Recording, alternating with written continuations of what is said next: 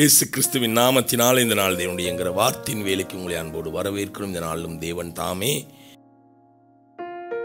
நம்மை படைத்த படைப்பின் அளவில் வந்து நிற்பதற்கு நமக்கு உதவி செய்வாராக. கண் முடிச்சல் ஆண்டவர், இந்த நாளில் நீர் படைத்த விதமாக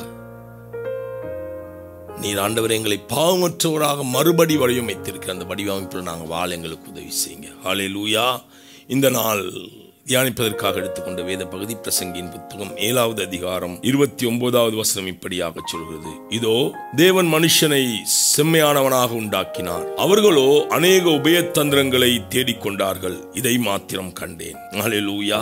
பாருங்க, வசனம் சொல்லுது, தேவன் மனுஷனை நல்லவனாக தான் படைத்திருக்கிறார். அவருடைய சாயலும் அவருடைய ரூபத்திலேயும் தான் படைத்திருக்கிறார். அவரை போல ஆளுகை செய்யும்படியாக, அவரை போல சகலத்தை ஆண்டு கொள்ளும் விதமாக தான் படைத்திருக்கிறார். ஆனால் மனிதர்களோ கெட்டு போவதற்கான வழிகளை தேடி கண்டுபிடித்தார்கள். ஹல்லேலூயா.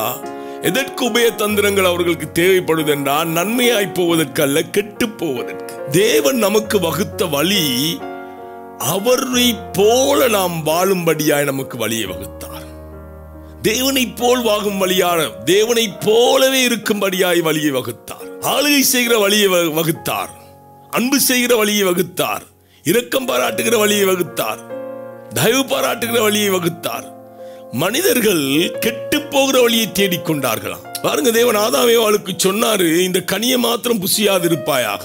அந்த வழியில நீ போனா கெட்டு போற வழி அது. அது சொல்லிட்டாரு.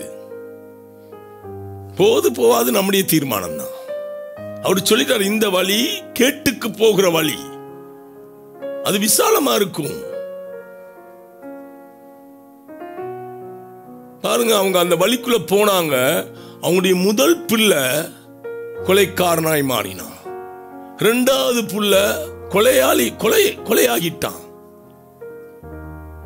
தேவன் அவர்களை தேவனை போல் வாழும்படியாக அழைத்தாரு, படைத்தாரு, உருவாக்கினாரு.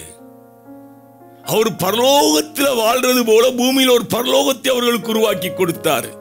ஏதேனுக்குள்ள சகல நன்மையான ஜீவவிருட்சத்தின் கனிகளும் இருக்கிறது, நன்மையான குளங்கள் இருக்கிறது, ஆறுகள் இருக்கிறது, பொன் விளைகிற தேசம் இருக்கிறது, வைரங்கள் வைடூரியங்கள் பரலோகத்தை அலங்கரித்திருப்பது போல, தங்கம் பரலோகத்தை அலங்கரித்திருப்பது போல அந்த தோட்டத்துக்குள்ள அலங்காரமான அநேக காரியங்களையும் தேவன் வைத்திருந்தார்.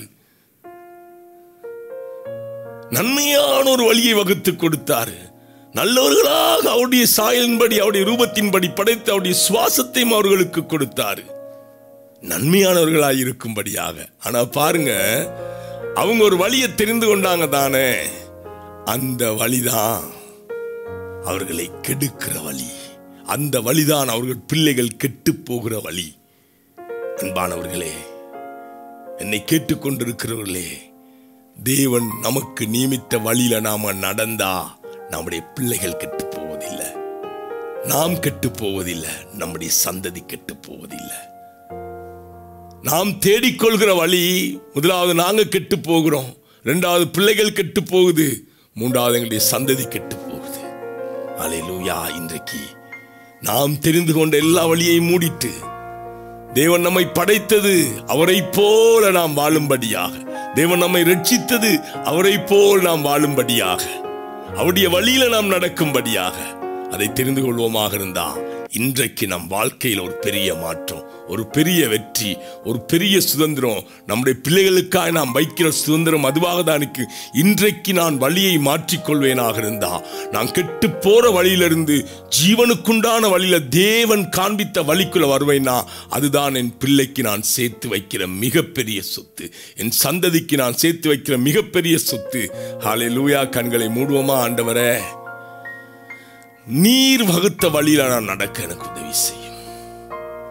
நான் தெரிந்து கொண்ட அநேக வழிகள் அது கெட்டு போகிற வழிகள். ஆண்டவரே, இதோ நீர் எனக்கு வகுத்த வழி ஜீவனுள்ள வழி, அந்த வழியில நடக்க விரும்புகிறேன், எனக்கு உதவி செய்யும்.